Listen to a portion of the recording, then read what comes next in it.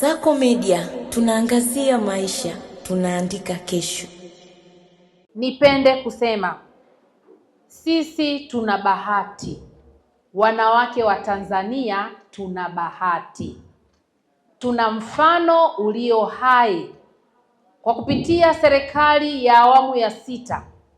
Mheshimiwa Rais wetu ambaye ni mwanamke mwenzetu, Mheshimiwa Rais Daktari Samia Suluhu Hassan, namna ambavyo ameendelea kuweka mazingira rafiki na wezeshi kwa wanawake kushiriki kikamilifu katika shughuli za kiuchumi na kunufaika na fursa zinazotokana na ukuaji wa kiuchumi. Tumepewa nafasi kwenye maeneo mbalimbali.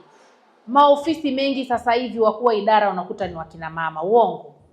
Vitengo vikubwa, unakuta hospitali kubwa kama ya Muhimbili, mkurugenzi mkuu pale ni mwanamke. Lakini pia unakuta taasisi mbalimbali, wizara nyingi, wizara nyeti, unakuta wako wanawake. Kwa hiyo tuna kila sababu ya kumshukuru sana Daktari Samia Suluhu Hassan kwa wema wake kwetu sisi wanawake. Ametufungua. Tulifichwa huku chini ya meza, ametunyanyua, tuko juu ya meza.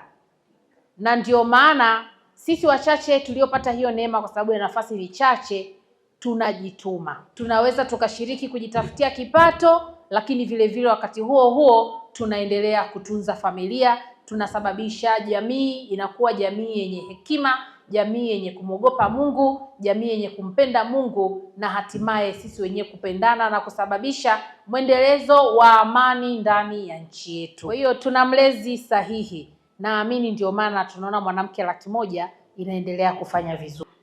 Ndugu washiriki, kauli mbiu na dhana ya kongamano hii inatukumbusha kwamba sio tu kuwa na biashara, bali ni muhimu kuwa na uwezo wa kuisimamia biashara hiyo kwa ufanisi.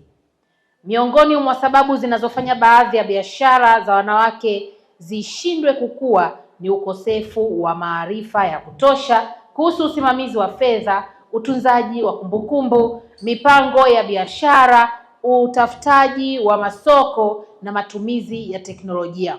Lakini haya yote tayari tunaiona serikali namna ambavyo inafanyia kazi. Katika masuala mengi yaliyotajwa hapa tayari mafunzo mbalimbali yanatolewa. Lengo ni kuhakikisha wanapenda kujishughulisha ili waweze kujikwamua kiuchumi. Wamechoshwa na matatizo mbalimbali ambayo tunayafahamu. Matatizo ya kuwa tegemezi kidogo, kuna changamoto. Kwa hiyo wanawake sasa hivi wanataka kujitoa katika utegemezi. Mheshimiwa mgeni rasmi, katika Wanawake 100,000 mafanikio ambayo tumeyapata mpaka sasa hivi ni kuwaunganisha wanawake. Kama ambavyo tumesema, tumetembea katika mikoa mingi, huu ni mkoa wa 13. Kwa hiyo tumeweza kuwaunganisha wanawake, na pia tumeweza kutoa mafunzo mbalimbali kupitia mitandao yetu ya Facebook, WhatsApp, na kupitia haya makongamano pia tumeweza kutoa mafunzo. Pia tumeweza kuibua kesi mbalimbali za ukatili wa kijinsia ambazo zimeweza kushughulikiwa na kuwa mfano katika jamii. Tunawashukuru pia Wanawake na Samia, wamekuwa kama sehemu ya Wanawake 100,000, kwa sababu ukiangalia kiundani malengo yetu yanafanana kwa njia moja au nyingine. Wote lengo letu ni kuhakikisha kwamba wanawake wanapata maendeleo, na pia tunahakikisha kwamba tunamsaidia Mheshimiwa Rais wa Jamhuri ya Muungano wa Tanzania katika swala zima la kuleta maendeleo ndani ya nchi yetu. Kwa hiyo wote Wanawake 100,000 na Wanawake na Samia tunashiriki. Kasako Media, tunaangazia maisha, tunaandika kesho.